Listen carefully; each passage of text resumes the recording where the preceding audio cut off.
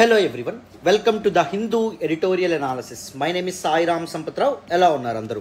మనం రీసెంట్గా స్టార్ట్ చేసినటువంటి the Hindu editorial and the Hindu analysis సిరీస్కి మనకి చాలా మంచి రెస్పాన్స్ రావడం అనేటువంటి జరిగింది, అవునా? సో ఇలాగే ప్రతిరోజు the Hindu editorial and the Hindu ఎనాలిసిస్ని కంటిన్యూ చేద్దాం. చక్కగా మీరు ఫాలో అవ్వండి, మీకు చాలా విషయాల మీద పూర్తి అవగాహన అనేటటువంటిది వస్తుంది. కరెక్ట్గా 3 months me time and efforts నాకు ఇవ్వండి.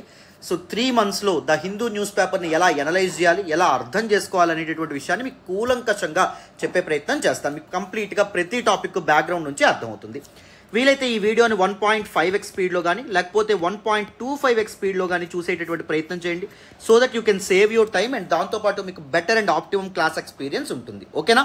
నెక్స్ట్ చూడండి, మనం ద హిందూ ఎడిటోరియల్ అనాలిసిస్లోకి వెళ్లే ముందు ఒక చిన్న అనౌన్స్మెంట్ అమ్మా. UPSC history and UPSC polity GS courses అనేటటువంటి మనం ఆల్రెడీ లాంచ్ చేయడం అనేటువంటిది జరిగింది. ఫీజు మామూలుగా 5,000 రూపీస్, కానీ ఫస్ట్ 25 స్టూడెంట్స్కి ఫీజు కేవలం 999 అంటే 1000 రూపాయలు మాత్రమే పెట్టడం అనేటటువంటిది జరిగింది. 1000 రూపాయలు కూడా కాదు, 999 రూపాయలు. సో సిలబస్ని కాంప్రహెన్సివ్గా కవర్ చేయడం అనేటటువంటి జరుగుతుంది. హిస్టరీ మీకు విషయానికి వస్తే ancient, medieval, modern and post independence హిస్టరీని డీటెయిల్డ్గా డిస్కస్ చేస్తాను. వన్ స్టాప్ సొల్యూషన్ నోట్స్ అనేటటువంటిది కూడా ప్రొవైడ్ చేయడం అనేటువంటిది జరుగుతుంది. మెయిన్స్ ఆన్సర్ రైటింగ్ గైడెన్స్ అనేటటువంటిది ఉంటుంది. ప్రీవియస్ ఇయర్ క్వశ్చన్స్ అనాలిసిస్ అనేటటువంటిది కూడా ఉంటుంది. అండ్ దాంతోపాటు ప్రతి చాప్టర్ తర్వాత మాక్ టెస్టులు కూడా మీకు ఉంటాయన్నమాట. ఓకేనా? సో మీరు జాయిన్ అయిన 15 daysలో మీకు ఒకవేళ క్లాసెస్ అనేటటువంటివి నచ్చకపోతే you can always demand your full refund. That is for sure.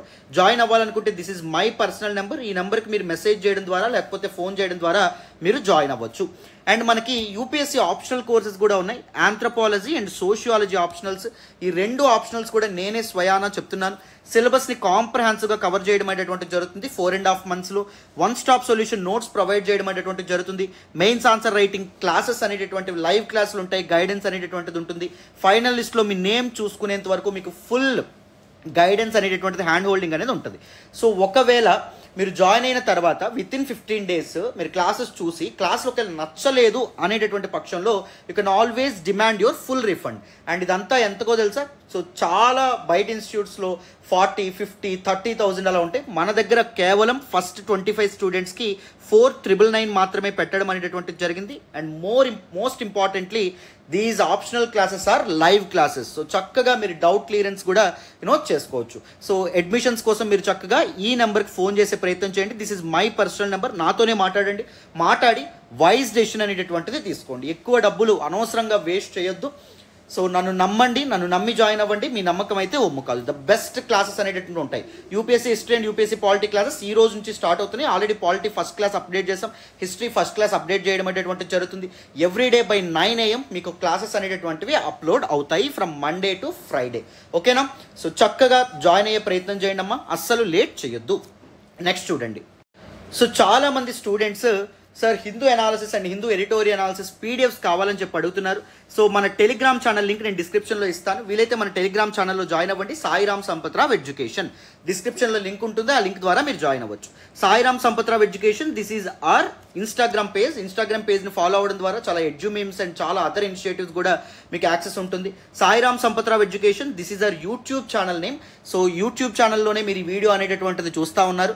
So వీలైతే మన యూట్యూబ్ ఛానల్ని సబ్స్క్రైబ్ చేసే ప్రయత్నం చేయండి అండ్ మీ ఫ్రెండ్స్ అండ్ ఫెలో ఆస్పిరెంట్స్ కూడా మన వీడియోస్ షేర్ చేయండి. Sairam Sampathrao education, this is our Facebook page name. Facebook పేజ్ని కూడా లైక్ చేయండి. సో దట్ చాలా ఇనిషియేటివ్స్ మీకు అక్కడ అప్డేట్స్ వస్తాయి.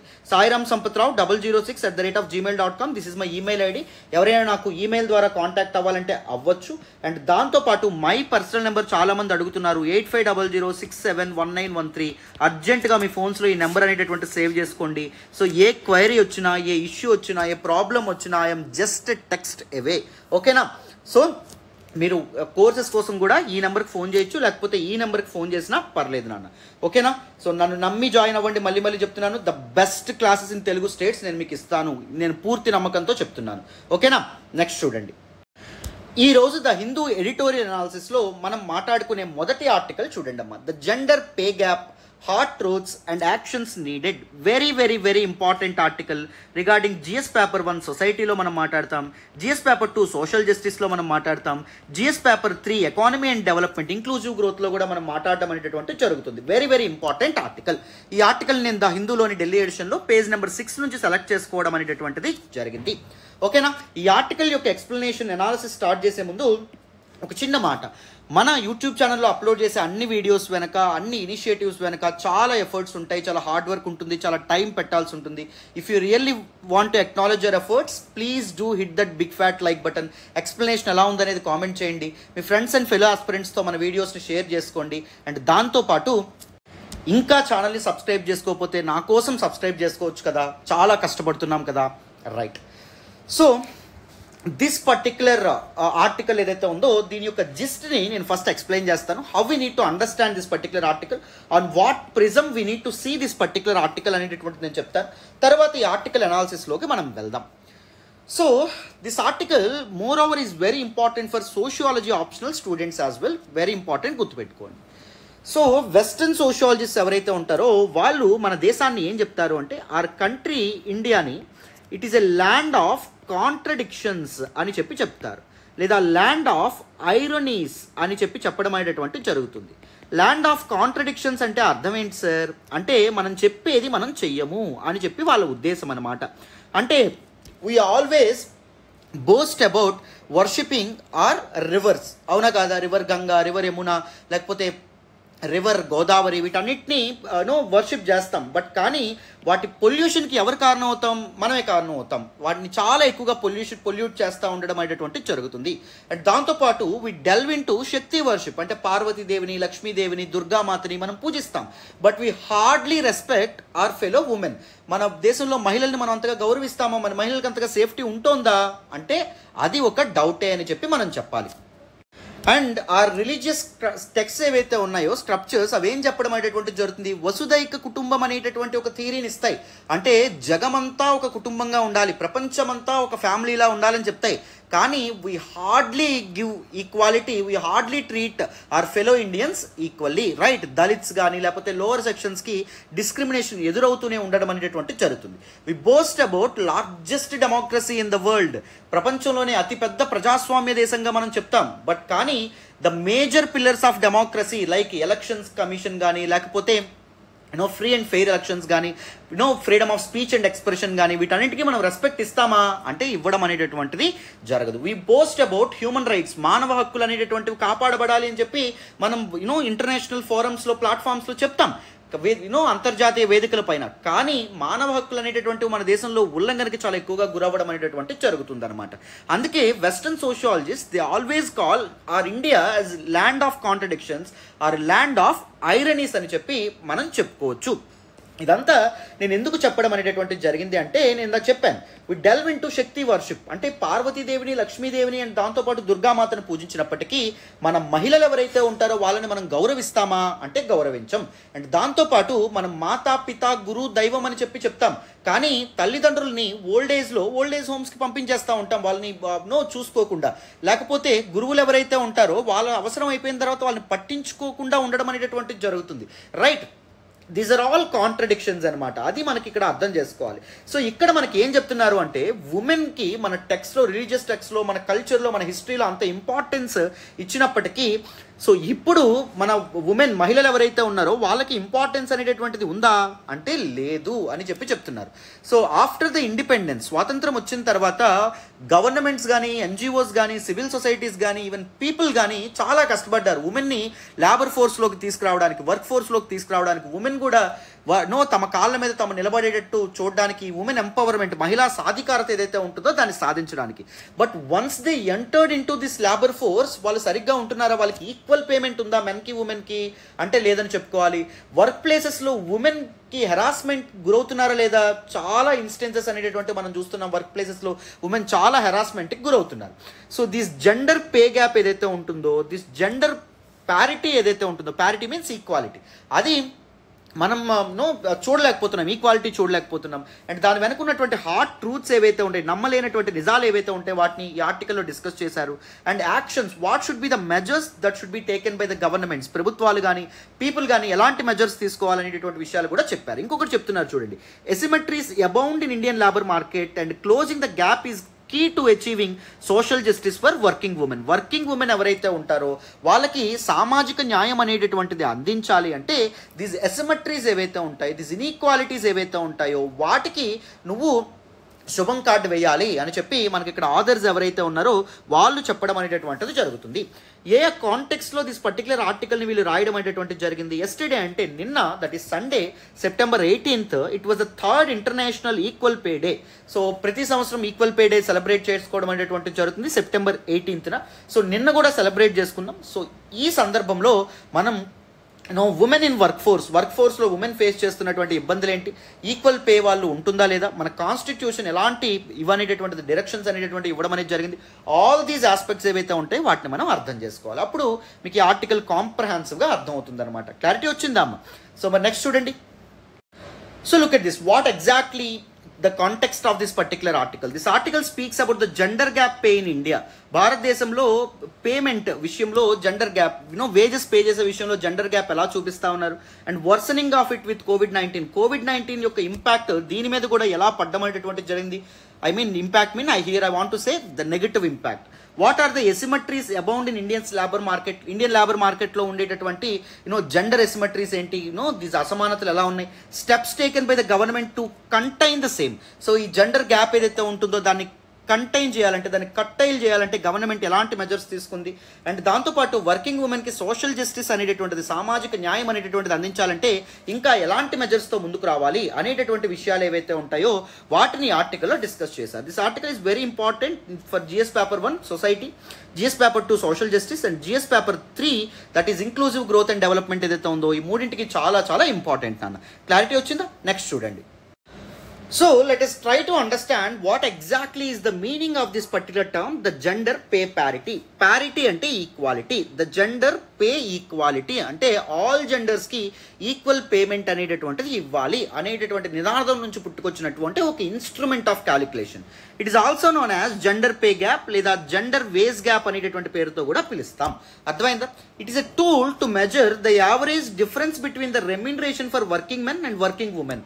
పనిచేసేటటువంటి పురుషులు పనిచేసేటటువంటి స్త్రీలకి ఇచ్చేటటువంటి వేతనాల మధ్య డిఫరెన్సెస్ ఏవైతే ఉంటాయో, తేడాలు ఏవైతే ఉంటాయో, సో దానిని క్యాలిక్యులేట్ చేసేటటువంటిదే this gender pay parity or gender pay gap or gender base gap అమ్మ. And India is one of the most important countries when it comes to global economic growth and structural transformation story. So recent years lo here manaki 2014 tarvata, according to the statements given by the government of the day, that is BJP government, we are witnessing a new India. Geopolitics lo gaani anni vishayallo gaani భారతదేశం కొత్త పుంతలు తొక్కడం అనేటువంటి జరుగుతుంది. So మనం significant గా last 20 years నుంచి ఒక సిగ్నిఫికెంట్ గ్రోత్, ఎకనామిక్ గ్రోత్ అనేటువంటి చూస్తున్నాం. ఇండియన్ సొసైటీ స్ట్రక్చరల్ గా చాలా ట్రాన్స్ఫర్మేషన్ కి లోనవ్వడం అనేటువంటి జరుగుతుంది, thanks to the influence by the western nations, right? So this globalisation, privatisation, liberalisation, వీటన్నింటి కారణంగా భారత సమాజంలో కూడా మనం నిర్దిష్టమైనటువంటి మార్పులు ఏవైతే ఉంటాయో వాటిని మనం చూస్తూ ఉన్నాం. A commensurate improvement in its labour market outcomes and fair distribution of the fruits of economic programmes will spur further economic growth and the benefit it brings. ఇప్పుడు ఏం చెప్తున్నారు? ఇండియా బాగా ఎదుగుతుంది కరెక్టే, ఎకనామికల్ గ్రోత్ చూస్తుంది, స్ట్రక్చరల్ ట్రాన్స్ఫర్మేషన్ చూస్తుంది కరెక్టే, కానీ లేబర్ మార్కెట్లో మనం ఈ జెండర్ గ్యాప్ వీటన్నింటినీ తీసివేయగలిగితే, సో ఎకనామిక్ ప్రోగ్రెస్ యొక్క ఫ్రూట్స్ ఏవైతే ఉంటాయో, ఫలాలు ఏవైతే ఉంటాయో, సో ఎటువంటి లింగభేదం లేకుండా, లేకపోతే ఎటువంటి అసమానతలు లేకుండా అందరికీ సమానంగా మనం పంచగలిగితే ఎకనామిక్ గ్రోత్ అనేటటువంటిది ఫర్దర్ స్పర్ అవ్వడం అనేటువంటిది జరుగుతుంది. బెనిఫిట్స్ ఏవైతే ఉంటాయో అందరికీ అందడం అనేటటువంటిది జరుగుతుంది, బెనిఫిట్స్ కూడా ఇంకా పెరగడం అనేటువంటిది జరుగుతుంది. As a nation we can grow too much all together అని చెప్పి మనకి ఇక్కడ చెప్పడం అనేటువంటి జరిగింది. సపోజ్ ఫర్ ఎగ్జాంపుల్ అమ్మా, ఎందుకు జెండర్ గ్యాప్ అనేటువంటి తీసివేయడం వల్ల ఎకనామిక్ గ్రోత్ సాధ్యపడుతుంది అంటే చూడండి. ఇప్పుడు suppose Sairam Sampathrao education as an institution అనేటటువంటిది ఉంది.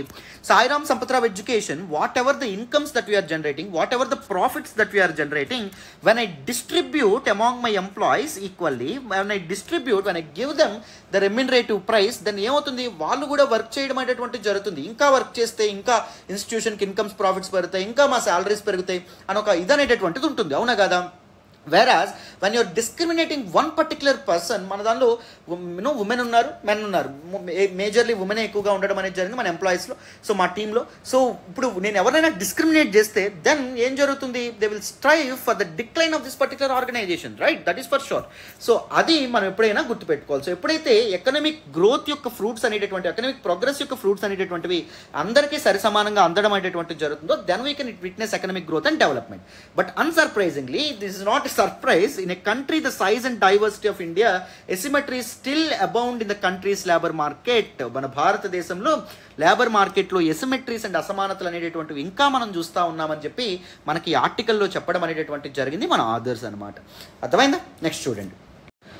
సో మరి జెండర్ ఎసిమెట్రీస్ ఏవైతే ఉన్నాయో, జెండర్ పే ప్యారిటీ ఏదైతే ఉందో దాని మీద పాండమిక్, కోవిడ్-19 పాండమిక్ యొక్క ఇంపాక్ట్ అనేటటువంటిది ఎలా ఉంది, అది ఇంకా ఘోరాతి ఘోరంగా ఎలా మార్చింది ఈ ఎసిమెట్రీస్ని చూడండి.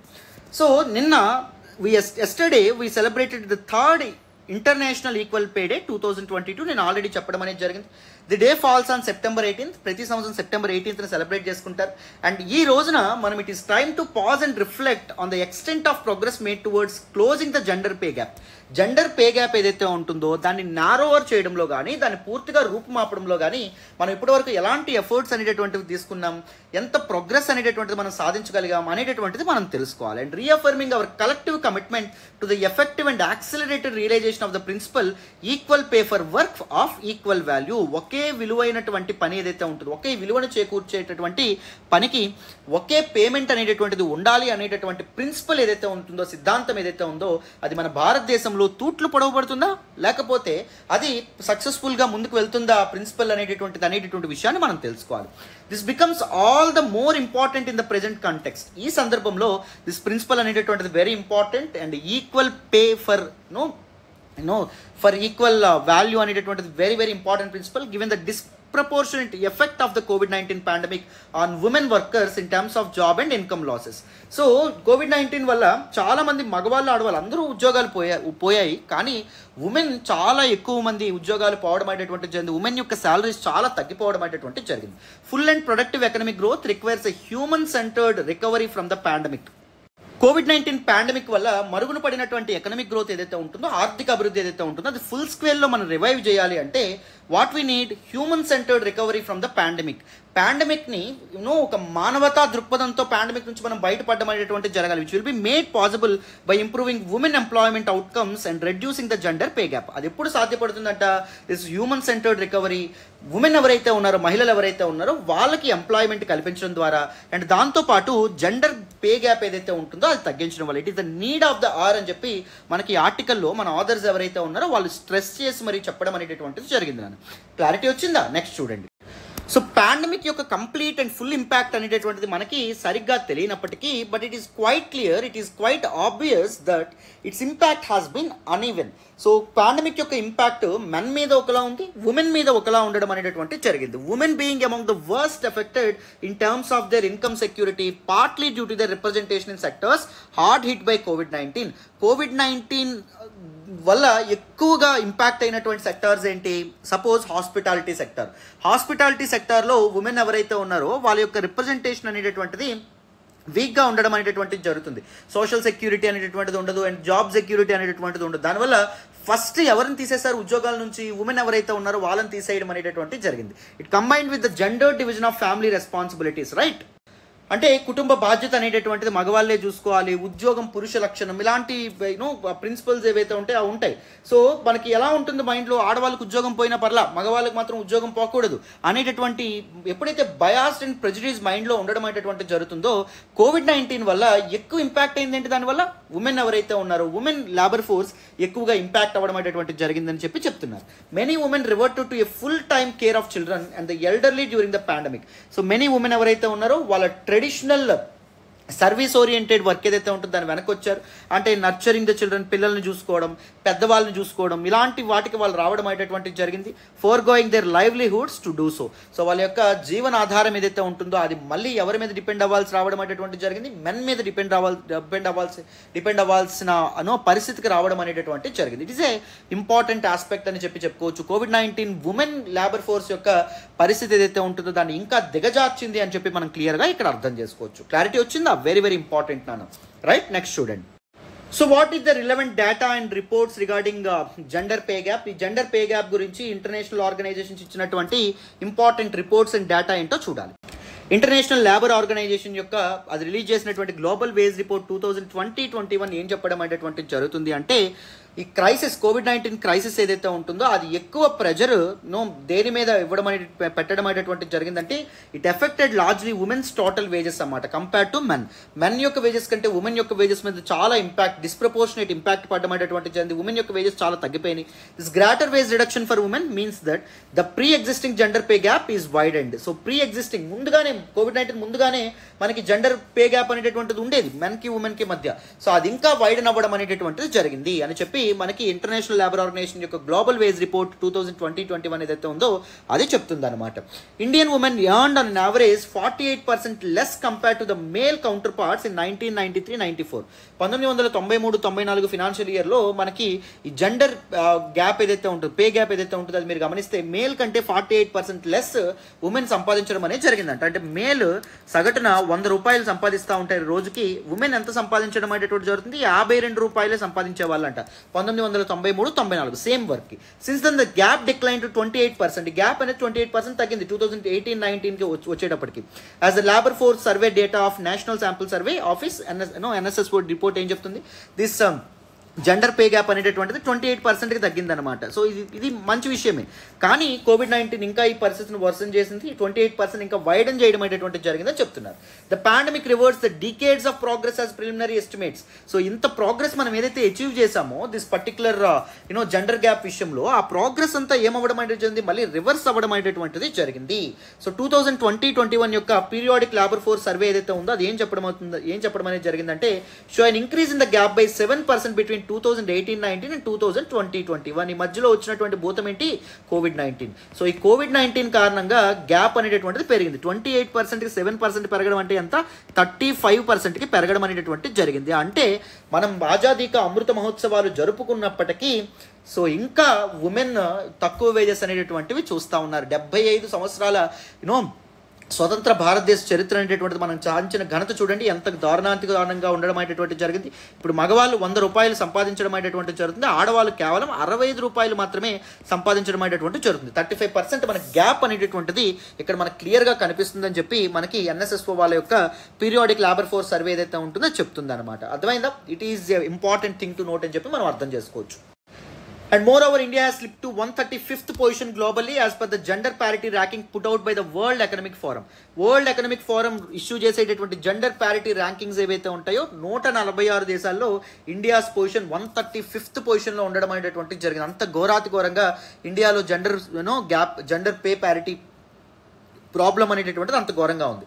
According to the estimates of world inequality report 2022, world inequality report 2022 ప్రకారం in India men earn 82% of the labor force income whereas women earn 18% of it. So మొత్తం లేబర్ ఫోర్స్ కంట్రిబ్యూట్ చేసేటటువంటి ఇన్కమ్ 100 రూపాయలు అనుకోండి. ఈ 100 రూపాయల్లో మెన్కి ఎంత వస్తుందంట 82 రూపాయలు వస్తుంది, ఉమెన్కి ఎంత వస్తుందంట 18 రూపాయలు మాత్రమే రావడం అనేటటువంటి జరుగుతుంది. అంటే ఇంక్లూజివ్ గ్రోత్ అనేటటువంటిది ఉందా, ఎకనామిక్ ప్రోగ్రెస్ యొక్క ఫ్రూట్స్ అనేటటువంటి మేజర్లీ ఎవరు ఎంజాయ్ చేస్తూ ఉన్నారు, మెన్ ఎంజాయ్ చేస్తూ ఉన్నారు. బట్ ఉమెన్ అనేటటువంటి వాళ్ళు ఇంకా వెనకబాటుకు గురవుతూ ఉండడం అనేటటువంటి జరిగింది. It's a very important point to note అని చెప్పి మనం అర్థం చేసుకోవచ్చు. Now let us look at some factors leading to gender pay gap. So ఎందువల్ల ఈ జెండర్ పే గ్యాప్ అనేటటువంటిది వైడెన్ అవ్వడం అనేటటువంటిది జరుగుతుంది, what are the major reasons అంటే చూడండి, individual characteristics important role play చేస్తాయి. సో మన ఇండియాలో ఫిమేల్ లిటరసీ కంటే మేల్ లిటరసీ ఎక్కువ, ఎడ్యుకేషన్ అనేటటువంటిది. సో మేల్ ఎక్కువ ఎడ్యుకేటెడ్గా ఉండడం వల్ల వాళ్ళకి ఎక్కువ జాబ్స్ వస్తున్నాయి, స్కిల్స్ మేల్కి ఎక్కువగా ఉండడం, right, because of the historical discrimination towards women. And experience కూడా ఉమెన్ ఎక్కువ, ఎందుకంటే త్వరగా ఉద్యోగాలు మగవాళ్ళకి వస్తాయి కాబట్టి వాళ్ళు ఎక్కువ ఎక్స్పీరియన్స్ గెయిన్ చేయగలుగుతారు. అండ్ దాంతోపాటు ఉద్యోగం పురుష లక్షణం అనేటటువంటి principles, social characteristics and cultural characteristics ఏవైతే ఉన్నాయో అవి కూడా ఈ జెండర్ పే గ్యాప్ ఏదైతే ఉంటుందో దాన్ని వైడర్ చేస్తాయి అనమాట. Explain the part of gender pay gap. Large part of the gender pay gap can still be attributed purely to discrimination based on once gender and sex. So వీటన్నిటితో పాటు ఏంటి, discrimination అనేటటువంటిది, వివక్ష అనేటటువంటిది వెరీ ఇంపార్టెంట్. సో మగపిల్లాడికి ఎక్కువగా చదివిస్తారు, ఆడపిల్లకి తక్కువగా చదివించడం అనేటటువంటిది జరుగుతుంది. ఈ డిస్క్రిమినేషన్ ఎప్పుడైతే ఉండడం అనేటటువంటిది జరుగుతుందో, there will be gaps in education, there will be gaps in skills, there will be gaps in experience, skill set, etc. So when there will be gaps in education, skill set and experience, then the labor force only see male to include in it. అవునా కదా, మగవాళ్ళని మాత్రమే చేర్చుకోవాలనుకుంటారు కానీ ఆడవాళ్ళని భాగస్వాములు చేయాలనుకుంటారా, చేయాలని చెప్పి అనుకోవడం అనేటటువంటిది జరగదు. అర్థమైందా? సో జెండర్ పే గ్యాప్కి కారణం ఫస్ట్ వన్ ఏంటి, these aspects, individual characteristics, education, skill, experience. Whereas second one ఏంటి, gender pay gap కి important the social characteristic, that is discrimination towards one particular gender. Clarity వచ్చిందా? నెక్స్ట్ చూడండి. So gender based discriminatory practices ఏవైతే ఉంటాయి, like lower wages paid to women for work of equal value, ఉమెన్కి తక్కువ ఇది అనేటటువంటి జీతాలు అనేవి వేజెస్ అనేటటువంటివి ఇస్తారు. ఇప్పటికీ మనకు అగ్రికల్చరల్ లేబరర్స్గా పనిచేసే ఉమెన్కి మేల్ కౌంటర్ పార్ట్స్ కంటే తక్కువ ఇన్కమ్ అనేటటువంటిది ఉంటుంది, వేజెస్ ఉంటాయి. Under valuation of women's work in highly feminised occupations and enterprises. So highly feminised occupations ఏవైతే ఉంటాయో, లైక్ బ్లూ కాలర్ జాబ్స్ అనేటటువంటివి ఉంటాయి, రిసెప్షనిస్టులుగా చేస్తారు ఉమెన్, నర్సులుగా చేయడం అనేటటువంటిది జరుగుతుంది. ఈ కేర్ సెక్టార్ ఏదైతే ఉంటుందో దానిలో ఉమెన్ ఎక్కువగా మనకు కనిపించడం అనేది జరుగుతుంది. వాటిని మన టీచర్స్గా ఎక్కువగా ఉమెన్ చేయడం అనేటువంటి జరుగుతుంది. This what pink collar jobs అని చెప్పి మనం చెప్పడం అనేటువంటి జరుగుతుంది. దీనిలో ఉమెన్ యొక్క కంట్రిబ్యూషన్ చాలా తక్కువగా చూస్తారు, రిసెప్షనిస్ట్కి పెద్ద వాల్యూ ఇస్తారా, ఇవ్వడం అనేటువంటి జరగదు, రైట్? సో దీస్ ఆస్పెక్ట్స్ అనేవి very important. And motherhood pay gap, lower wages for mothers compare to non mothers. So non mothers ఎవరైతే ఉంటారో వాళ్ళకంటే మదర్స్ ఎవరైతే ఉంటారో వాళ్ళకి తక్కువ వేతనాలు అనేటటువంటి ఇవ్వడం అనేటటువంటి జరుగుతుంది. పీపుల్ థింక్ దట్ ఒక మదర్హుడ్ వచ్చిన తర్వాత వాళ్ళ పొటెన్షియల్ అండ్ ఎనర్జీ తగ్గిపోతుందని చెప్పి అనుకోవడం అనేటువంటి జరుగుతుంది. దీస్ ఆర్ ప్రెజుడైజ్ అండ్ ఆల్రెడీ ఉన్నటువంటి ప్రీ రిక్వెసిట్ ఆస్పెక్ట్స్ అనమాట. అర్థమైందా? మన మైండ్లో చొచ్చుకుపోయినటువంటి ఇంపార్టెంట్ ఆలోచనలు అనమాట. అర్థమైందా? నెక్స్ట్ గ్లాస్ సీలింగ్ ఏదైతే ఉందో, దిస్ గ్లాస్ సీలింగ్ ఎఫెక్ట్ ఒకటి. సో గ్లాస్ సీలింగ్ అంటే ఏం లేదు, మనకి డిస్క్రిమినేషన్ చేస్తున్నట్టు కనిపించదు కానీ డిస్క్రిమినేషన్ చేస్తారనమాట. సీలింగ్ గ్లాస్ ఉంటే ఏమవ్వడం అనేటువంటి జరుగుతుంది మనకి, సో ఏమవుతుంది, ఆకాశం కనిపించడం అనేది జరుగుతుంది. ఏ క్వాలిఫైడ్ పర్సన్ వెంటనే ఏమనుకుంటారు, మనం ఎంతైనా ఎదగొచ్చు అని చెప్పి అనుకోవడం అనేటువంటి జరుగుతుంది. కానీ సో దిస్ సీలింగ్ ఏదైతే ఉంటుంది, సీలింగ్ ఉంటుంది, ఇది వాళ్ళు ఎదగకుండా ఆగిపోవడం అనేటువంటి జరుగుతుంది. దిస్ ఇస్ డిస్క్రిమినేషనల్ ఆస్పెక్ట్ అనమాట. కంపెనీస్లో కానీ ఆర్గనైజేషన్లో కానీ మెన్ ఎదిగినంతగా ఉమెన్ ఎదగనివ్వకుండా చేయడం అనేటటువంటి జరుగుతుంది. Women they are quite qualified along with men, but కానీ వాళ్ళని ఎదగనిస్తారా అంటే ఎదగనివ్వరు. దాన్ని గ్లాస్ సీలింగ్ ఎఫెక్ట్ అంటాం. Under valuation of care work done by women. So women ఎక్కువగా కేర్ వర్క్కే పనికొస్తారు, సో ఎక్కువ పింక్ కాలర్ జాబ్స్కే పనికొస్తారు అనేటటువంటి ఒక సోషల్ నోషన్. అండ్ వాళ్ళు చేసేటటువంటి వర్క్ అయినా వాల్యుయేషన్ అనేటటువంటిది ఉంటుందా, వాళ్ళు చేసేటటువంటి వర్క్ అయినా ఇంపార్టెన్స్ అండ్ గౌరవం ఉంటుందా, ఉండదు. మన పిల్లల్ని చూసుకునేటటువంటి దీస్ ఆయాలు కానీ నర్సులు కానీ ఇంపార్టెన్స్ ఇస్తామా, ఇంపార్టెన్స్ ఇవ్వడం అనేటటువంటి జరగదు, రైట్? దీస్ ఆస్పెక్ట్స్ అనేటటువంటివి according to OECD, that is Organization for Economic Cooperation and Development, the pay gap exists due to lack of bargaining power of women. So women ki negotiation power అనేటటువంటి చాలా తక్కువగా ఉండడం అనేటటువంటి జరుగుతుంది. Because these patriarchal forces that exist in the society, women ఎప్పటి నుంచో, so వాళ్ళ చిన్నప్పటి నుంచి వాళ్ళ వాయిసెస్ రైజ్ చేసేటటువంటి అధికారం వాళ్ళకు ఉండదు. ఇంట్లోనే వాళ్ళు వాయిస్ రైజ్ చేసుకునే స్వేచ్ఛ అనేటటువంటి ఫ్రీడమ్ వాళ్ళకి అయినప్పుడు ఇన్ జాబ్ ఎన్విరాన్మెంట్ వాళ్ళకు ఎదురవుతున్నటువంటి డిస్క్రిమినేషన్ కానీ, హెరాస్మెంట్ కానీ, లేకపోతే వాళ్ళు ఫేస్ చేస్తున్నటువంటి ఇబ్బందులను కానీ వాళ్ళు బయటకు చెప్పుకోగలరా అంటే చెప్పుకోలేనటువంటి పరిస్థితి ఏర్పడడం అనేటువంటి it is a structural problem అనమాట. దిస్ సమాజ నిర్మితిలో ఉన్నటువంటి అంతర్లీనంగా ఉన్నటువంటి సమస్య అది.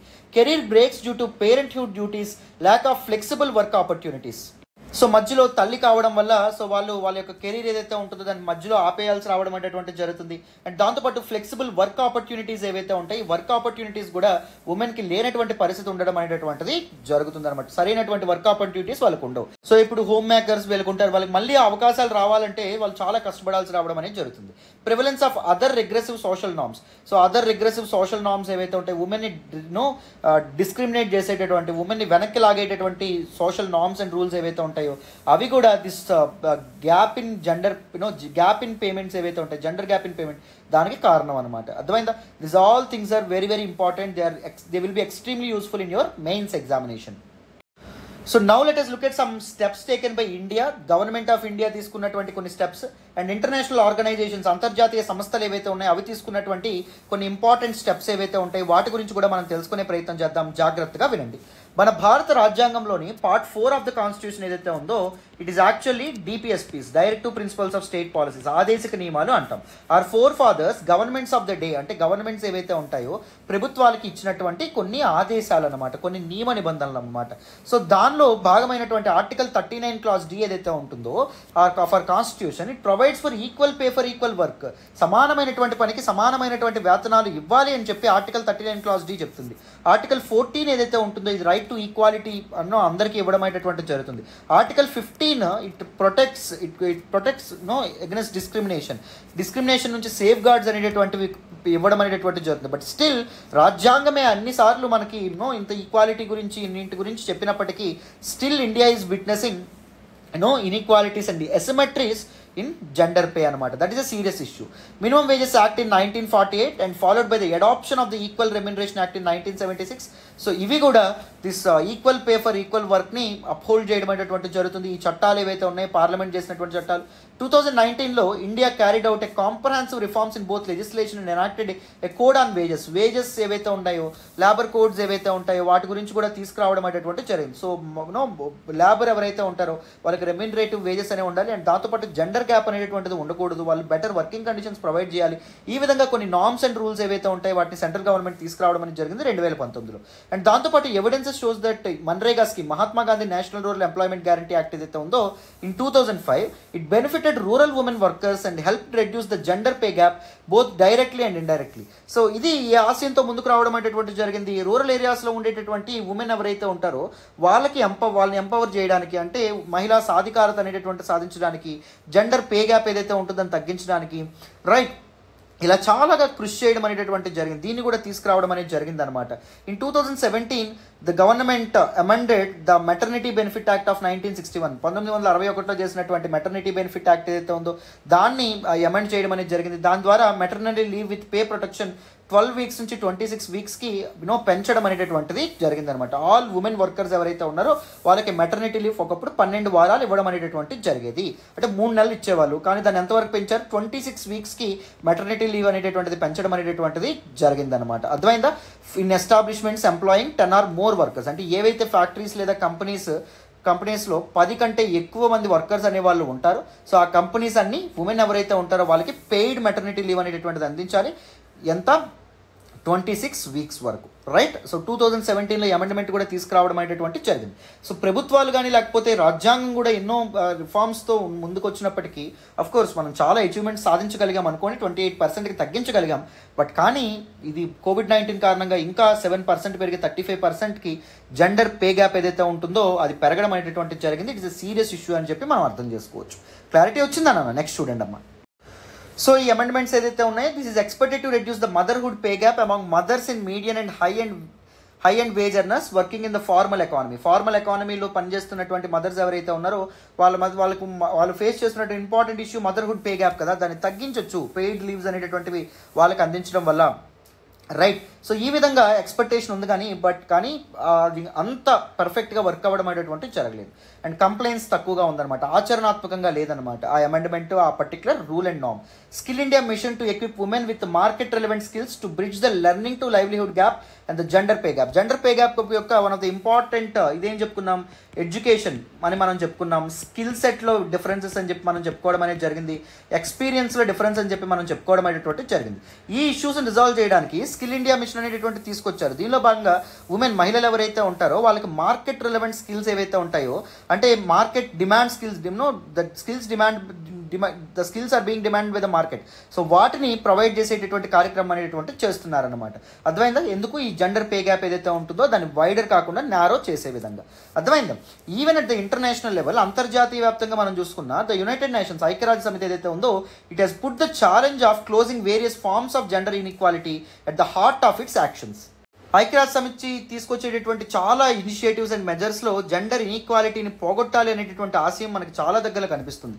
For example international labour organisation ఏదైతే ఉందో equal pay for work of equal value అనేటటువంటి ఒక ఇంపార్టెంట్ ప్రిన్సిపల్ని తన కాన్స్టిట్యూషన్లో, తన యొక్క చార్టర్లో మెన్షన్ చేయడం అనేటువంటి జరిగింది. And the convention on elimination of all forms of discrimination against women.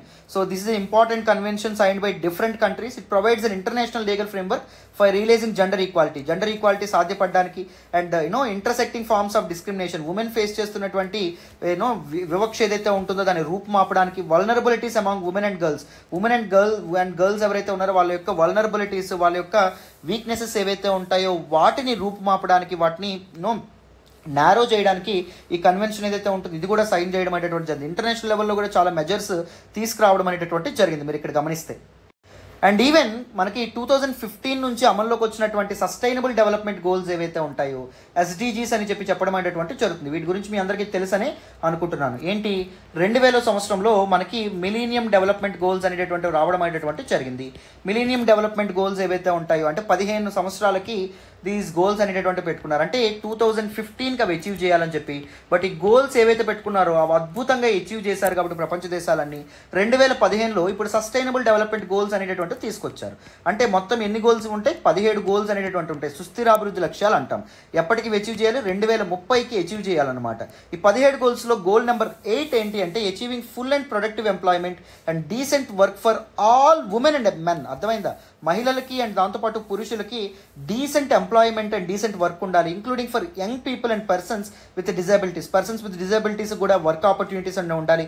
Equal pay for work of equal value, ఒకే విలువ చేకూర్చేటటువంటి పనికి ఒకే వేతనం అనేటటువంటిది ఉండాలి అనేటటువంటి ఈ గోల్తో ముందుకు రావడం అనేటటువంటి జరిగింది. బై 2030కి ఇది అచీవ్ చేయాలనుకుంటున్నాం, రైట్? బట్ కానీ కంట్రీస్ ప్రోగ్రెస్ ఆ విధంగా ముందుకు అడుగులు వేస్తున్నప్పటికీ ఏం జరగడం అనేటటువంటి జరిగింది? మధ్యలో కోవిడ్-19 వచ్చి పరిస్థితులను ఇంకా దిగజార్చడం అనేటువంటి జరిగింది. In support of this goal, ఈ గోల్ సపోర్ట్ చేయడానికి the Equal Pay International Coalition EPIC ఏదైతే ఉంటుందో ఇట్ వాజ్ లాంచ్డ్ ఇన్ 2017, 2017లో లాంచ్ చేయబడడం జరిగింది as a multi stakeholder initiative led by the International labour Organization. Equal Pay International Coalition తీసుకురావడం అనేది జరిగింది. దీనిలో డిఫరెంట్ పాలసీ మేకర్స్ ఉండడం అనేటువంటి జరుగుతుంది, గవర్నమెంట్ రిప్రజెంటేటివ్స్ ఉండడం అనేటువంటి జరుగుతుంది, ఎన్జిఓస్ ఉంటారు అండ్ దాంతోపాటు మహిళా సంఘాల వాళ్ళు కూడా ఉండడం అనేటువంటి జరుగుతుంది, right? So it is also one of the important initiative. United Nations women and organisation for economic cooperation and development OECD ఏదైతే ఉందో OECD కూడా చాలా ఇనిషియేటివ్స్తో ముందుకు రావడం అనేది జరిగింది. Seeks to achieve equal pay for women and men everywhere. So మెన్కి ఉమెన్కి ఈక్వల్ పేమెంట్స్ అనేటటువంటి ఉండాలి, ఎటువంటి డిస్క్రిమినేషన్ ఉండకూడదు అనేటటువంటి విధంగా సో OECD కూడా చాలా మెజర్స్ అనేటటువంటి తీసుకురావడం అనేది జరిగింది. Just list down all these measures. First constitutional ఇదేంటి, కాన్స్టిట్యూషనల్ సేఫ్ గార్డ్స్ ఏంటి for equal pay for equal వర్క్కి, అండ్ దాంతోపాటు గవర్నమెంట్ తీసుకొచ్చినటువంటి రీసెంట్ మెజర్స్ ఏంటి వాటిని మీరు నోట్ డౌన్ చేసుకోవాలి. అండ్ దాంతోపాటు ఇంటర్నేషనల్ ఆర్గనైజేషన్స్ ఏవైతే ఉంటాయో అవి ఎలాంటి మెజర్స్తో తీసుకురావడం అనేటటువంటి జరిగింది, వీటిని మీరు నోట్ డౌన్ చేసుకోవాలి. అర్థమైందా? మీకు క్రిస్ప్ నోట్స్ అనేటటువంటిది ఉండాలి, రివిజన్ ఫ్రెండ్లీ నోట్స్ అనేటటువంటిది ఉండాలి.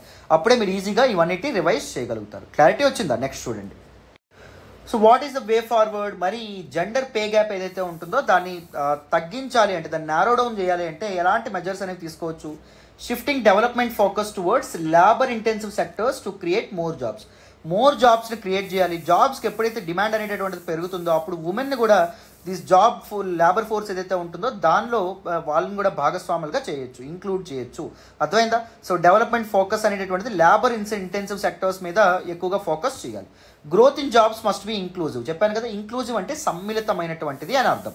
వెన్ దీస్ లేబర్ ఫోర్స్లో అన్ని వర్గాల వాళ్ళు చోటు సంపాదించుకుంటే దాని ఇంక్లూజివ్ గ్రోత్ అని చెప్పి మనం చెప్పడం జరుగుతుంది. ఎకనామిక్ గ్రోత్లో అందరూ చోటు సంపాదించుకుంటే మెన్, ఉమెన్, అన్ని కులాలకు చెందినటువంటి వాళ్ళు, అన్ని మతాలకు చెందినటువంటి వాళ్ళు, అన్ని భాషలు మాట్లాడేటువంటి వాళ్ళు అందరినీ, వివిధ వర్గాలు అందరూ కలిసి ఒకవేళ దీనిలో భాగస్వాములు అయితే దాని ఇంక్లూజివ్ గ్రోత్ అని చెప్పి అంటాం. సో జాబ్స్లో ఇంక్లూజివ్ గ్రోత్ అనేది ఉండాలి. New jobs need to be secure with better work conditions provide చేయబడాలి. ముఖ్యంగా ఉమెన్కి బెటర్ వర్క్ కండిషన్స్ ప్రొవైడ్ చేయకపోవడం వల్ల చాలామంది women they were reluctant to get into labour force అనమాట. అర్థమైంది? ఇంక్లూడింగ్ సోషల్ సెక్యూరిటీ బెనిఫిట్స్ అనేటటువంటివి కల్పించాలి. అర్థమైంది? పెన్షన్, గ్రాట్యుటీ ఇలాంటివి అనేటటువంటివి కల్పించాలి. And the right to paid leaves ఇలాంటివి, and the right to organise అంటే వాళ్ళ డిమాండ్స్ అనేటటువంటి ఫుల్ఫిల్ చేసుకోవడానికి వాళ్ళకి ఆర్గనైజేషన్స్ లాగా, వాళ్ళకి యూనియన్స్ లాగా ఫామ్ అయ్యేటటువంటి అధికారాన్ని, ఆ లిబర్టీ అండ్ స్వేచ్ఛను కూడా వాళ్ళకి కల్పించాలి. Substantially higher investments in health and education. Health and ఎడ్యుకేషన్లో ఇన్వెస్ట్మెంట్స్ అనేటటువంటి పెరగాలి, బెటర్ హెల్త్ అనేటటువంటిది ఉండాలి, better education, even women and lower sections కూడా ఎడ్యుకేషన్ అనేటటువంటిది ఉండాలి. Then there will be no gaps in education, no gaps in skills and no gaps in experience. Then so అందరికీ equal payment అనేటటువంటిది వస్తుంది. They require to improve productivity as these are the sectors which could be large employment generators in the future. So దీ sectors అనేటటువంటివి చాలా employment అనేటటువంటిది create చేయడం అనేటటువంటి జరిగింది. దాంతోపాటు దే ఆల్సో ఇంక్రీజ్ ప్రొడక్టివిటీ. అర్థమైందా? సో తద్వారా మనం ఈ జెండర్ గ్యాప్ ఏదైతే ఉంటుందో దాన్ని నారో చేయొచ్చు అని చెప్పి మనకి ఆర్టికల్లో చెప్పడం అనేటువంటిది జరిగిందమ్మా. Very very very important article నాన్న. క్లారిటీ వచ్చిందని అనుకుంటున్నాను ఇక్కడ వరకు. నెక్స్ట్ చూడండి అమ్మా. So what is the conclusion? So how can we conclude when you get some mains question on this particular topic? చూడండి, while the gender pay gap is slowly narrowing, gender pay gap అనేటటువంటి తగ్గుతూ వస్తున్నప్పటికీ at the current rate of progress it will take more than 70 years to close it completely. Gender gap అనేటటువంటిది పూర్తిగా narrow down, zero down అవ్వాలి అంటే ఇంకో 70 ఏళ్ళు పడుతుంది ఈ పేస్లో మనం వెళ్తే. Accelerated and bold action is needed to prevent A widening of the gender pay gap and closing the existing gap. So accelerated actions అనేటటువంటి ఉండాలి. ఈ జెండర్ పే గ్యాప్ని నారో చేసేటటువంటి మెజర్స్ అనేటటువంటివి ఇంకా ఫాస్ట్గా ఫాస్ట్ స్పీడప్ అవ్వడం అనేటటువంటివి జరగాలి. అండ్ బోల్డ్ యాక్షన్స్ ఏవైతే ఉంటాయో అవి కూడా ప్రభుత్వాలు అనేటటువంటివి తీసుకోవాలన్నమాట. ఈ జెండర్ పే గ్యాప్ ఇంకా వైడన్ అవ్వకూడదు. సో ఎగ్జిస్టింగ్ గ్యాప్ అనేటటువంటిది పూర్తిగా క్లోజ్ అవ్వాలి. Equal pay for work of equal value it is మీకు మెయిన్స్లో ఇది తప్పకుండా మీకు మెన్షన్ చేయాలమ్మా. దిస్ ప్రిన్సిపల్ ఏదైతే ఉందో అది వెరీ ఇంపార్టెంట్. ఓకేనా? International labour organisation international labour organisation యొక్క చార్టర్ అండ్ దాంతోపాటు కాన్స్టిట్యూషన్లో మెన్షన్ చేసినటువంటి ప్రిన్సిపల్ అది. So very very important. It is necessary to close the gender pay gap. So ఆ ప్రిన్సిపల్ అనేటటువంటిది అందరూ చిత్తశుద్ధితో ఫాలో అవ్వాలి. Closing the gender pay gap is key to achieving social justice for working women. Working ఉమెన్కి సామాజిక న్యాయం అనేటటువంటిది అందించాలి అంటే this gender gap pay gap అనేటటువంటిది క్లోజ్ అవ్వాలి. As well as economic growth for the nation as a whole. So దేశం మొత్తం ఎకనామికల్లీ గ్రో అవ్వాలి. గ్రో అయినప్పుడే జాబ్ డిమాండ్ అనేటటువంటిది పెరుగుతుంది. లేబర్ ఇంటెన్సివ్ సెక్టార్స్ ఏవైతే ఉంటాయో ఆ సెక్టార్స్ అనేటటువంటి గ్రో అవుతాయి. తద్వారా అందరికీ ఉద్యోగాలు, ఆపర్చునిటీస్ అనేటటువంటివి అందుతాయి. So this you can write as conclusion. Very very important article. డీటెయిల్డ్గా ఈ ఆర్టికల్ అనేటటువంటిది మీకు అర్థమైందని అనుకుంటున్నాను, కంప్లీట్గా తెలుసుకున్నారని అనుకుంటున్నాను. ఓకేనా?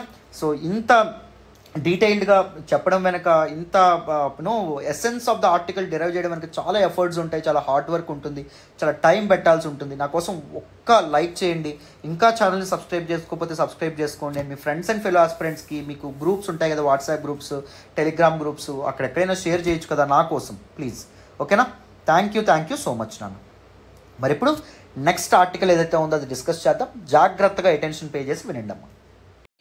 ఈరోజు ద హిందూ ఎడిటోరియల్ అనాలిసిస్లో మనం మాట్లాడే నెక్స్ట్ ఆర్టికల్ చూడండి. What numbers don't tell us. Very very important article regarding GS paper 2 నాన్న. గవర్నెన్స్కి సంబంధించినటువంటి ఆర్టికల్. ఈ ఆర్టికల్ నేను ద హిందూలోని ఢిల్లీ ఎడిషన్లో పేజ్ నెంబర్ 7 నుంచి సెలెక్ట్ చేసుకోవడం అనేటువంటి జరిగింది. Here are author Maitreyi Mishra. ఆవిడ దేని గురించి చెప్తుంది అంటే the status and the condition of Indian prisons. అంటే భారతదేశంలో ఉండేటటువంటి జైళ్ళు ఏవైతే ఉంటాయో వాటి గురించి చెప్పడం అనేటటువంటి జరిగింది.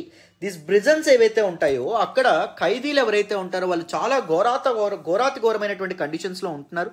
అండ్ దాంతోపాటు they are facing mental health crisis అని చెప్పి ఈవిడ మనకి చెప్తున్నారు. సో ఈ కాంటెక్స్ట్లో let us try to understand what she is trying to say about the status and the state of Indian prisons and దాంతోపాటు what is the need for different prison reforms. So ఇవన్నీ మనం తెలుసుకునే ప్రయత్నం చేద్దాం. డీటెయిల్డ్గా explain చేస్తాను this particular ఆర్టికల్ని. జాగ్రత్తగా attention pay చేసి వినాలి. ఇంకా వీడియోని లైక్ చేయలేదా? ఒక్క లైక్ ఇవ్వండి. ఓకేనా? Thank you. So what is the context of this particular article? As I said earlier, this article speaks about how vulnerable prisoners are in Indian prisons. భారతదేశ జైళ్లలో సో ఖైదీలు ఎవరైతే ఉన్నారో వాళ్ళ ఘోరమైన పరిస్థితిని అండ్ రిలవెంట్ డేటాని, రిపోర్ట్స్ గురించి దిస్ పర్టికులర్ ఆర్టికల్లో మెన్షన్ చేశారు. And let us also discuss some prison reforms. So ఎలాంటి సంస్కరణలు మనం చేపడితే ఈ ప్రాబ్లమ్స్ అనేవి పోతాయో మనం తెలుసుకుందాం. జిఎస్ పేపర్ 2 గవర్నెన్స్కి సంబంధించినటువంటి ఇంపార్టెంట్ ఆర్టికల్ వినండి అమ్మా. So latest numbers and latest data about Indian prisons ఏవైతే ఉన్నాయో దాని గురించి ఆ డేటా రిలీజ్ అవ్వడం అనేటువంటి జరిగింది. సో దానిలో ఏం చెప్తున్నారు అంటే ఇండియన్ ప్రిజన్స్లో ఉన్నటువంటి ప్రిజనర్స్లో 9,180 మంది మెంటల్ ఇల్నెస్ ఏదైతే ఉంటుందో దాన్ని ఫేస్ చేస్తున్నారు. మానసిక రుగ్మతలు ఏవైతే ఉంటాయో వాటితో బాధపడుతున్నారు. 150 డెత్స్ బై సూసైడ్. ఇప్పటి వరకు జైల్లో 150 మంది ఆత్మహత్యలు చేసుకొని చనిపోయారంట. 5 prisoners with schizophrenia and epilepsy they have died. So ఇతర మానసిక రోగాలతో చనిపోయినటువంటి వాళ్ళు కూడా ఉన్నారు. 5 చనిపోయారంట. So both the schizophrenia and epilepsy, they are two dangerous mental disorders. So నిజాన్ని అర్థం చేసుకోవడంలో బయట లోకాన్ని అర్థం చేసుకోవడంలో చాలా ఇంపార్టెంట్ ప్రాబ్లం ఫేస్ చేసి ఆత్మహత్యలు చేసుకోవడం అనేది జరుగుతుంది. ఆ మెంటల్ ఇల్నెస్తో చాలా మంది చనిపోవడం అనేటువంటిది, డిప్రెషన్లోకి వెళ్ళడం అనేటువంటిది కూడా జరుగుతుంది. సో మనకి నెంబర్స్ తెలిసినప్పటికీ we do not know what is being considered as a mental illness. Mental illness, మానసిక రుగ్మత అంటే అసలైన అర్థం ఏంటి అని మనకు తెలియదు. And whether these numbers are limited to persons who are in the mental health ward. So mental health వార్డ్లో ఉంటున్నటువంటి వాళ్ళే మెంటల్ ఇల్నెస్ ఫేస్ చేస్తున్నారా అనేటటువంటి విషయం మీద మనకు సరిగ్గా అవగాహన ఉండదు. లేకపోతే వేరే వాళ్ళు కూడా మెంటల్ ఇల్నెస్ ఫేస్ చేస్తారా, మనకు మామూలుగానే కనిపిస్తారు బయటికి, బట్ కానీ లోపల మెంటల్ ఇల్నెస్, మానసిక రుగ్మతలు కొంతమంది ఫేస్ చేస్తూ ఉంటారు. Does it also include those who are living in barracks, అంటే ఈ కటకటాల వెనకున్నటువంటి వాళ్ళు కూడా మెంటల్ ఇల్నెస్ ఎవరైనా ఫేస్ చేస్తారా అనేటటువంటి ఆలోచన మీకు ఎప్పుడైనా వచ్చిందా? Yes, they will also face serious mental illness and mental health crisis, but still on psychiatric medication. అర్థమైందా? సో సైకియాట్రిక్ మెడికేషన్లో ఉన్నప్పటికీ వాళ్ళు చాలా ప్రాబ్లమ్స్ అనేవి ఫేస్ చేస్తారు. We also do not know when the onset of the illness was. So ఎప్పుడు ఆ illness అనేటటువంటిది, మానసిక రుగ్మత, పిచ్చి లాంటివి మొదలవ్వడం అనేటువంటిది జరిగింది. And what the difference illness were and different illnesses, మానసిక రుగ్మతల్లో తేడాలు ఏంటి, how long they have been in prison for, and ఎంతకాలం వాళ్ళు ఆ మానసిక రుగ్మతతో ఆ కటకటాల వెనకే చాలా ప్రాబ్లమ్స్ అండ్ ఇష్యూస్ ఫేస్ చేస్తున్నారు. ఇలాంటివన్నీ ఎవరికి తెలియదు. ఇవన్నీ నెంబర్స్ చెప్తాయా అంటే నెంబర్ చెప్పాయి. అండ్ దాంతోపాటు what might be the causes of mental illness. So జైల్లో ఉన్నటువంటి వాళ్ళు అలాంటి మానసిక రుగ్మతలు ఫేస్ చేయడానికి గల కారణాలు ఏంటి అనేటటువంటిది కూడా మనం అర్థం చేసుకోగలుగుతామా అంటే చేసుకోలేమా. వాటి గురించి ఎవరైనా మాట్లాడతారా అంటే మాట్లాడరు. అర్థమైందా? సో అది ప్రాబ్లం అనమాట. నెక్స్ట్ చూడండి. So now let us look at deteriorating status of Indian prisons and its reports. భారతదేశ జైలు ఏవైతే ఉంటాయో వాటి యొక్క స్థితి ఏదైతే ఉంటుందో దాన్ని మనం అర్థం చేసుకోవాలి. Indian prisons face 3 long standing structural constraints. నిర్మాణాత్మకంగానే చాలా ఇష్యూస్ అనేటటువంటివి ఉన్నాయి. First, over crowding. ప్రిజన్స్లో ఎక్కువ మంది ఖైదీలు అనేటటువంటి వాళ్ళు ఉంటారు. సో దానివల్ల COVID-19 కూడా జైల్లో ఎంత ఘోరంగా పాకిందో మీ అందరికీ తెలుసు. Under staffing and under funding. So జైలుకి కావాల్సినటువంటి మౌలిక వస్తువులు, బేసిక్ ఇన్ఫ్రాస్ట్రక్చర్ కావాల్సినటువంటి ఫండింగ్ ఎవరు, అండ్ అండర్ స్టాఫింగ్, అక్కడ స్టాఫ్ కూడా సరిగ్గా ఉండరు, ఒక డాక్టర్ ఉండరు, అండ్ దాంతోపాటు ఒక న్యూట్రిషన్ స్పెషలిస్ట్ కానీ ఇలాంటి వాళ్ళు ఎవరు ఉండడం అనేటువంటి జరగదు. వైలెంట్ క్లాషెస్, ఈ మెంటల్ ఇల్నెస్ వల్ల ఒకరితో ఒకరు చాలా క్లాషెస్లో ఇన్వాల్వ్ అవ్వడం అనేటువంటి జరుగుతుంది. చాలా గొడవలు అనేటటువంటివి కూడా జైల్లో జరగడం అనేటువంటి జరుగుతుంది. Lakh of mental health professional, very very important. జైలులో మనకి ఒక మెంటల్ హెల్త్ ప్రొఫెషనల్ తప్పకుండా ఉండాలి, కానీ ఎవ్వరు అక్కడ ఉండరు. At least permanent mental health professional అస్సలు ఉండరు. ఎప్పుడైనా ఎవరికైనా మెంటల్ ఇల్నెస్ వస్తే డాక్టర్ని తెప్పిస్తారేమో కానీ, సో పర్మనెంట్గా ఒక స్టేషన్డ్ మెంటల్ హెల్త్ ప్రొఫెషనల్ ఎవరైతే ఉన్నారో ఆయన మనం గమనించాం. There was only 1 mental health professional for every 21,650 prisoners in 2016. చూసారా, 2016 నాటికి మనం చూస్తే ప్రతి 21,650 ఖైదీలు ఎవరైతే ఉంటారో వాళ్ళకి ఒకరు మాత్రమే మెంటల్ హెల్త్ ప్రొఫెషనల్ ఉండమనేది జరిగింది. With only 6 states and 1 union territory having psychologist and psychiatrist. Only 6 రాష్ట్రాలు లేదా ఒక కేంద్రపాలిత ప్రాంతంలో మాత్రమే సో జైలులో సైకియాలజిస్ట్ అండ్ సైకియాట్రిస్ట్ ఉండడం అనేటువంటి జరిగిందనమాట. చూసారా, మెంటల్ హెల్త్ ప్రొఫెషనల్స్ అస్సలు లేదు. This lack of mental health professional, దానివల్ల మెంటల్ ఇల్నెస్ పెరుగుతుంది అంటున్నారు. The National Crime Records Bureau NCRB ఏం చెప్తుంది అంటే, ప్రెజెంట్ స్టాటిస్టిక్ ప్రకారం India's report it is out for the year 2021. రీసెంట్గా రిలీజ్ అవ్వడం అనేది జరిగింది. Perhaps it's needs repeating at again that there is a mental health crisis in prisons. So మనం ఒక్క డేటా అండ్ నెంబర్స్ మాత్రమే చూసి ఊరుకోకుండా, సో ఆ ప్రిజన్స్లో మెంటల్ హెల్త్ క్రైసిస్ గల కారణాలు ఏంటి అన్వేషించి విశ్లేషించుకొని, సో దాన్ని కాంప్రహెన్సివ్గా ఎనలైజ్ చేసి చర్చల ద్వారా డిఫరెంట్ స్టేక్ హోల్డర్స్ పార్టిసిపేట్ చేసి తద్వారా దాన్ని పోగొట్టేందుకు కృషి అనేటటువంటి చేయాలి అని చెప్పి మనకి ఆర్టికల్లో చెప్తా ఉన్నారు. సో మనం ఎప్పుడు వింటాం, సో పనిష్మెంట్, ఒక తప్పుడు పని చేసినటువంటి వ్యక్తికి పనిష్మెంట్ ఇస్తారు. ఆ పనిష్మెంట్ యొక్క ఎయిమ్ ఏంటి, అతన్ని హింసించాలనో ఇదో కాదు, అతనిలో మార్పు తీసుకురావాలని చెప్పి, రిఫార్మ్ అండ్ రీహాబిలిటేషన్, తద్వారా అతనికి ఒక పునరావాసం ఏదైతే ఉంటుందో అది కల్పించాలని చెప్పి.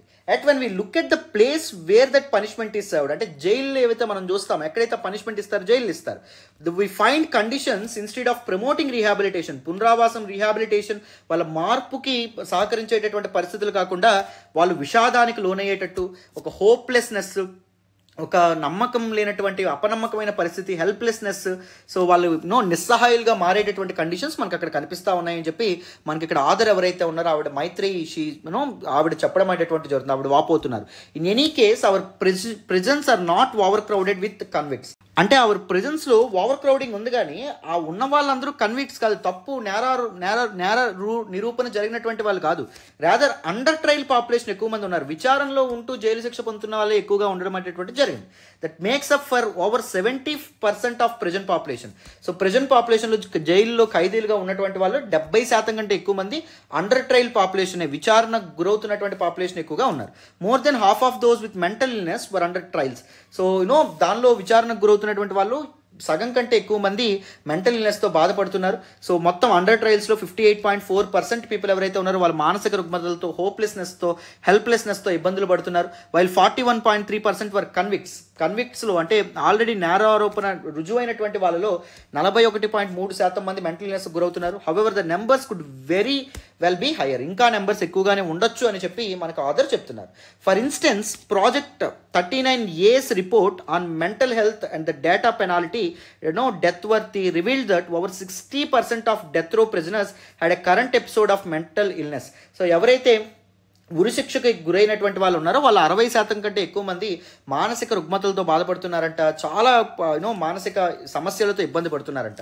But many of them had not been identified by the prison as needing treatment and care.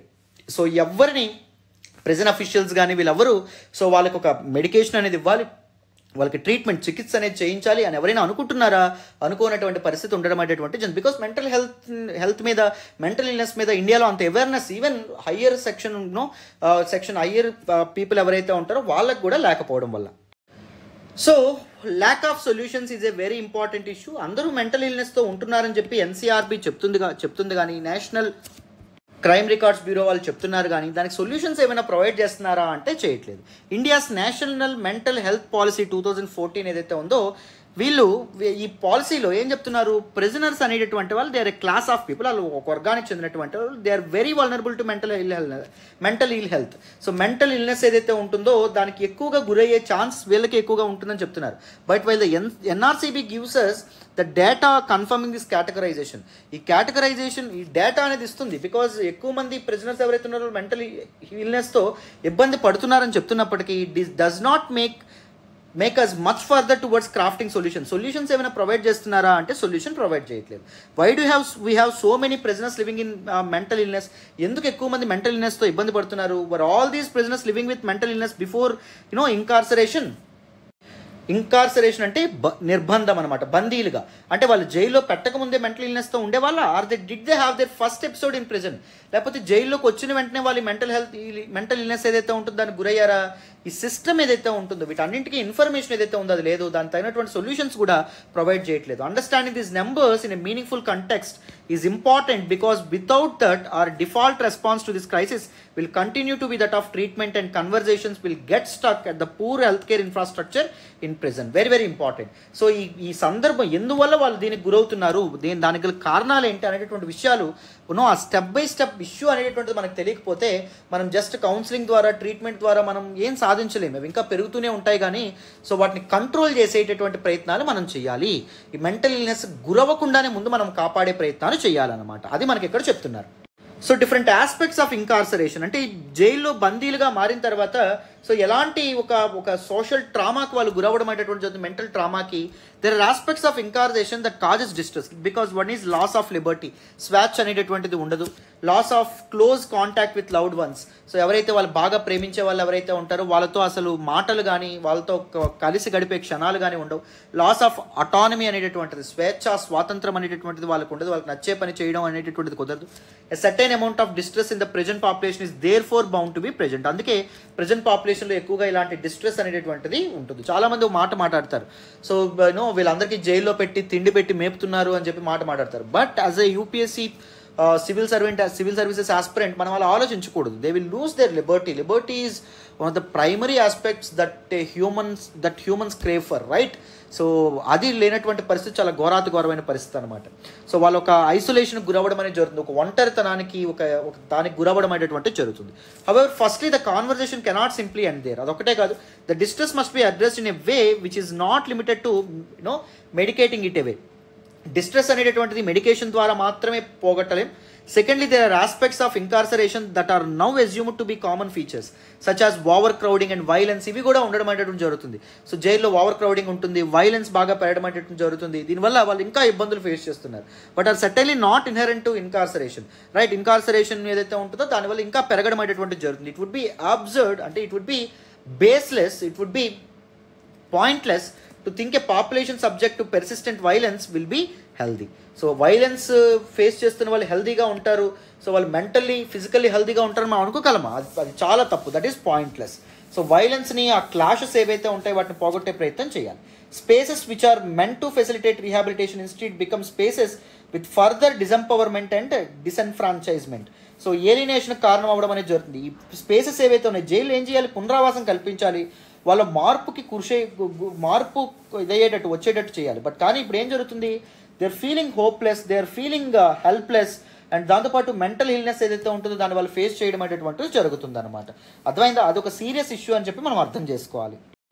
మరి how can we resolve this particular issue? ఈ మెంటల్ ఇల్నెస్ ఇన్ ప్రిజన్స్ ఏదైతే ఉందో దాన్ని మనం ఎలా రిజాల్వ్ చేయొచ్చు అనే విషయాన్ని మనం తెలుసుకోవాలి. To resolve the mental health crisis in prison, a purely medical approach will take us only so far. Medical approach అనేటటువంటిది ఉండాలి. We need to take more all encompassing approach. Only medication కాకుండా holistic approach అనేటటువంటిది ఉండాలి.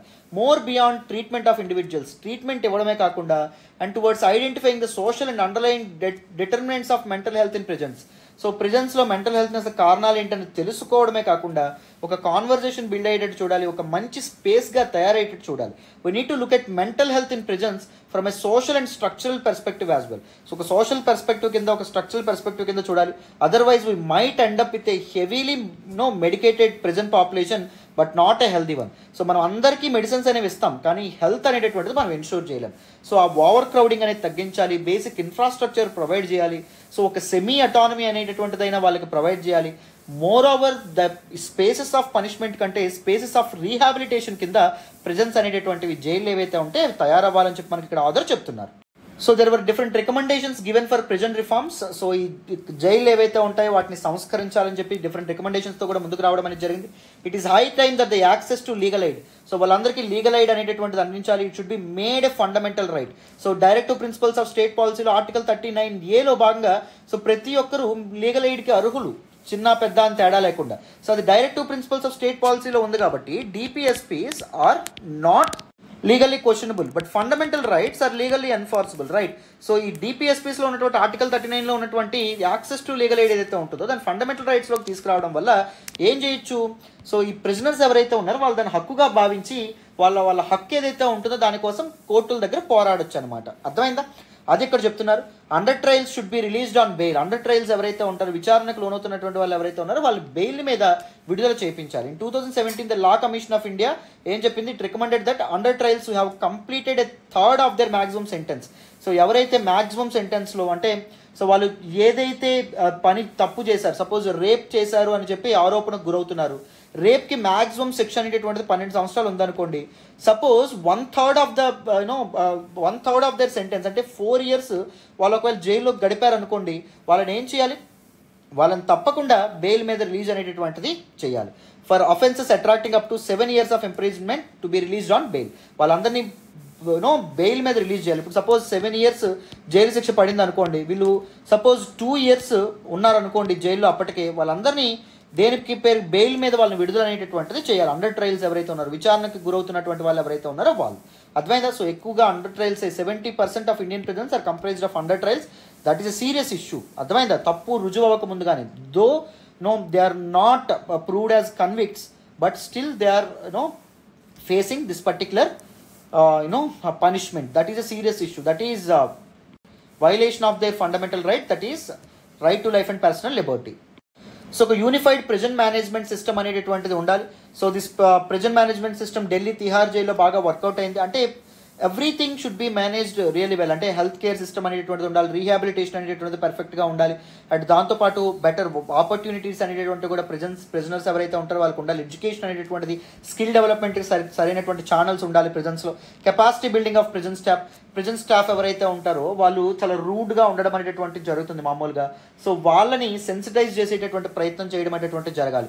So వాళ్ళకి skill development అనేటటువంటి చేయాలి. తద్వారా వాళ్ళు ప్రిజనర్స్ ఎవరైతే ఉంటారో వాళ్ళకి కూడా వాళ్ళ స్కిల్స్ అనేటటువంటివి ట్రాన్స్ఫర్ చేయడం అనేటువంటి జరుగుతుంది. వాళ్ళని how to treat a human being అనేటటువంటి విషయాలు కూడా వాళ్ళకి ట్రైన్ చేయాలి.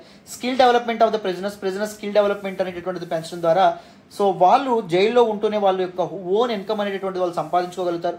Open prison should be encouraged. Open prisons ఏవైతే ఉంటాయో వాటిని ఎంకరేజ్ చేయాలన్నమాట. ఓపెన్ ప్రిజన్ అంటే ఏంటి? మామూలుగా ఖైదీలు ఎవరైతే ఉంటారో వాళ్ళని ఇలా సెల్స్లో పెట్టడం అనేటువంటి జరుగుతుంది, అవునా? సో అలా కాకుండా సో ఒక పెద్ద ఏరియాని తీసుకోవాలి. ఒక ప్రిజన్ ఏరియా ఇది ఉందనుకోండి, వాళ్ళకంటూ ఒక హౌసెస్ ఏవైతే ఉంటాయో అవి కన్స్ట్రక్ట్ చేయాలి దూరంగా. సో వాళ్ళు ఈ ప్రిమైజెస్ ఏవైతే ఉంటాయో అవి బయటకు వెళ్ళడానికి లేదు. సో వాళ్ళు కానీ ఈ లోపల ఫ్రీగా ఇక్కడ ఒక పార్క్ లాంటిది ఉండడం కానీ, లేకపోతే ఒక సినిమా థియేటర్ లాంటిది ఇలా ఉండడం కానీ, సో ఇలాంటిది పెట్టేటటువంటి ప్రయత్నం చేయాలి. వాళ్ళ లిబర్టీకి వాటికి కూడా స్వేచ్ఛ అనేది అందించాలి. అప్పుడే వాళ్ళ మెంటల్ ట్రామాకి గురవ్వకుండా ఉండడం అనేటటువంటిది జరుగుతుంది అనమాట. అంటే ఒక హాస్టల్ లాగా ఉండాలి తప్ప జైలు అనేటటువంటిది ఏదో కట్టడి చేసేటట్టు ఉండడం అనేటటువంటిది జరగకూడదు అనమాట. అర్థమైందా? So this is also one of the important aspect. So now let us look at the conclusion of this particular article.